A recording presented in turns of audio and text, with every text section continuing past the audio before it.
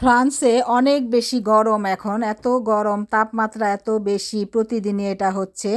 আর কোনো বৃষ্টি নেই, একদিন শুধু সামান্য একটু বৃষ্টি হয়েছিল, এই তো সেন নদীর পাড়ে গেলাম। আর ফরাসিরা সকালে কি নাস্তা করে, আর হচ্ছে আমি দুপুরে আজকে কি রান্না করলাম, বাংলাদেশের একটা সবজি রান্না করলাম, তা থাকবে আমার আজকের ভিডিওতে। আমার ইউটিউবের সকল ভাই এবং বোনদের জানাই আসসালামু আলাইকুম। সবাই কেমন আছেন? আলহামদুলিল্লাহ, আমি ভালো আছি। আমার আজকের ভিডিওটি লং ভিডিও, অনেক দিন পরে আর কি আনা হইলো। এর আগে একটা ভিডিও দিয়েছিলাম, এরপরে অনেক বেশি গ্যাপ পড়ে গেছে, যা অনেক বেশি ব্যস্ত ছিলাম এর জন্য। আমার আজকের ভিডিওতে সেন নদীর খালের পাড়ে যে বেড়াতে যাব সেটা থাকবে, আর আমরা সকালবেলা কি খেলাম। এখানকার ফরাসিরা সাধারণত সকালে কোনো কিছু দেখা যায় খায় না, তারা একটা এরকম একটা খসো খাবে আর হচ্ছে কাফে খাবে।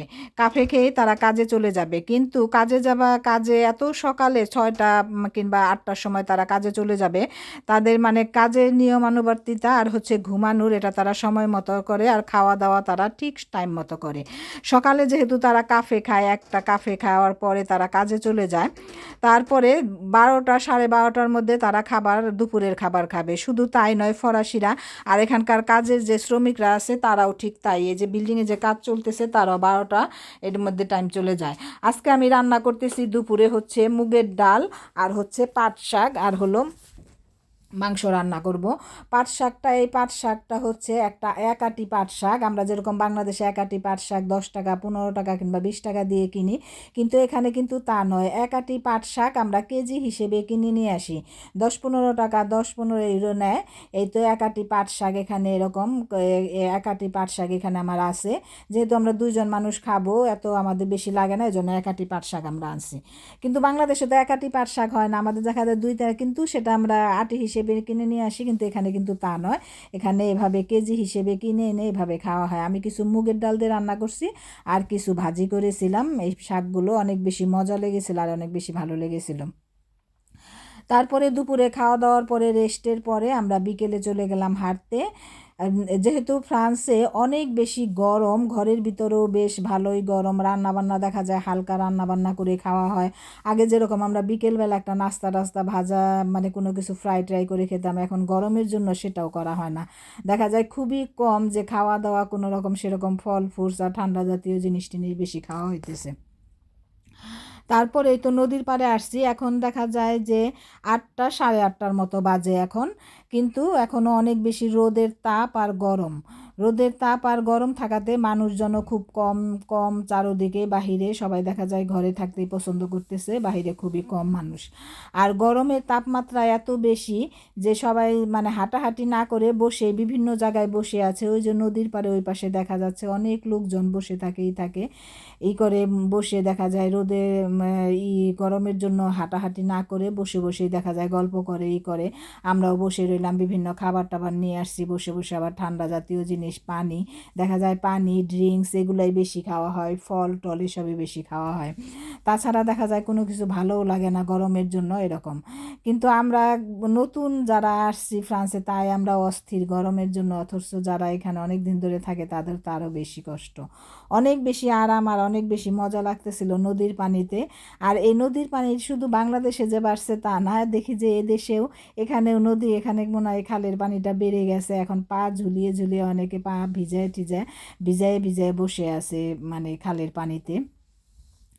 আর প্যারিসে অনেক পানিতে দেখা যায় বসে থাকার পরে আবার ইচ্ছে করে লাফ দেয়। অনেকে আবার এরকম পানিতে এরকম লাফ দেবার পরে সাঁতার জানে না কি না কোনো সমস্যার জন্য দেখা যায় অনেকে মারাও গেছে এই পানিতে গোসল করার পরে। এখানেও গোসল করে অনেকে, কিন্তু পুলিশে দেখলে সেটা দেখা যায় নিষেধ করবে, কারণ এখানে গোসল করা নিষেধ। এখানে যেহেতু অনেক বেশি পানি, এই খালটা কিন্তু অনেক অনেক গভীর, এই খাল অনেক গভীর, দেখা যায় যে ছোট কিংবা গভীর হবে না, কিন্তু না, এই খালটা কিন্তু অনেক গভীর। আর পানিগুলো অনেক বেশি পরিষ্কার আর অনেক বেশি স্বচ্ছ এই পানিগুলো।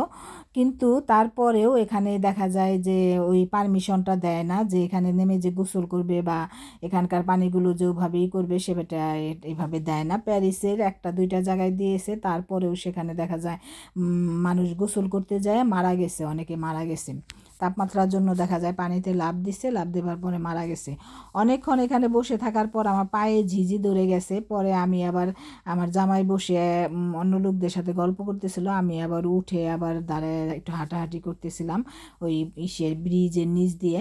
এখন ব্রিজের উপরে যেহেতু রোদ আরই দেখা যায় কেউ ব্রিজের উপরেও বেশি লোকজন ছিল না, সবাই দেখা যায় নিচেই বসেছিল।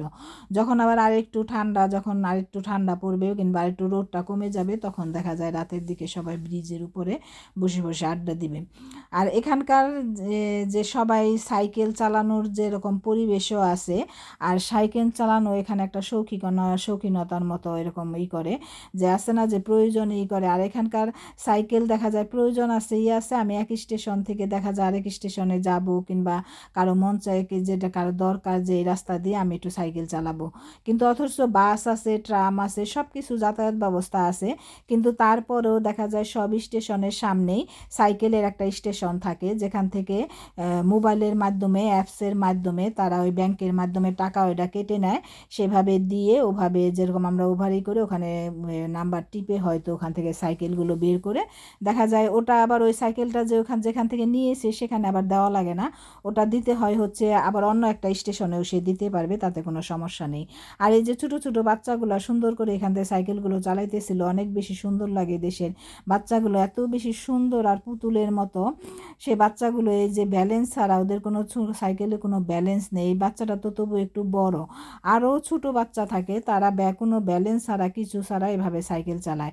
এই বাচ্চাটা এভাবে এই ঢালু রাস্তা দিয়ে সাইকেলটা ঘুরে ঘুরে চালাইতেছে, অথচ ওই যে মেন রোডের সামনে ওখানে কোনো ব্যারিকেড নেই, তারপরে ও সুন্দর মতো সাইকেল চালায় চালায় সুন্দর মতো চলে যেতেছে। আবার ঘুরে ঘুরে ওইখানে আর বোন আছে, ছোট বোন, ওর কাছে যে আবার একটু দাঁড়াইলো।